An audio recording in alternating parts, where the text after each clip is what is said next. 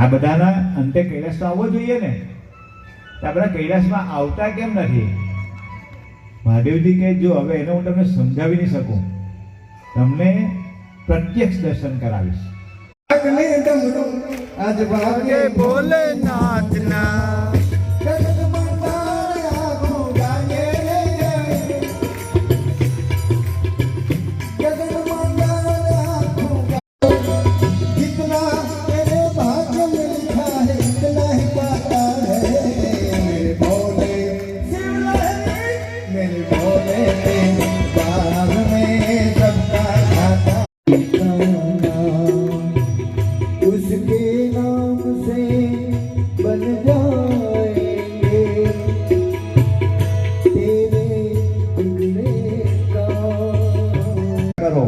કાલ ભૈરવના દર્શન કરો, મા દુર્ગાના દર્શન કરો, દશાશ્વમેધ ઘાટ પર સ્નાન કરો અને પછી તમે ત્યાંથી તમે નિવૃત્ત થઈને બ્રહ્મલોક જાઓ અને બ્રહ્મલોકમાં જઈને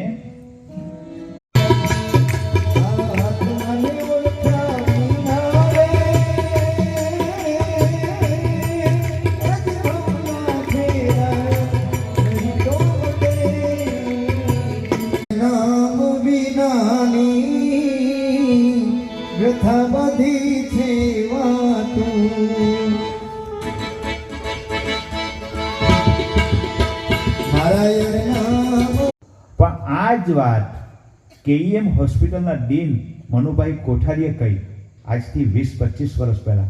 અને જ્યારે મેં સાંભળી અને એમને તત્વમાં ઊંડા ઉતરીને જ્યારે મેં સાંભળી, ઓહો, અમે તો રહસ્યજીનું આયુષ્ય ફક્ત 100 વર્ષનું. કેટલા? 100 વર્ષના. પણ એ 100 વર્ષ કેવડા? જો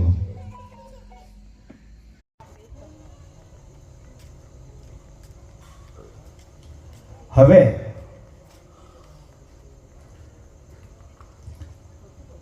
નારદજી પૂછે છે કે રુદ્ર પ્રકટ થયા પછી ક્યાં ગયા?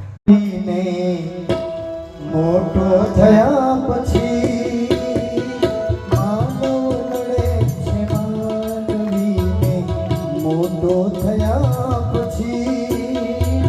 એવી રીતે 5 કોષના બન્યા છે. અન્નમય કોષ એટલે ભૌતિક અસ્તિત્વ છે તે, પછી પ્રાણમય કોષ એટલે આપણા શરીરમાં રહેલા 5 પ્રાણ, મનોમય કોષ એટલે જે સુખ દુઃખનો અનુભવ કરે છે તે,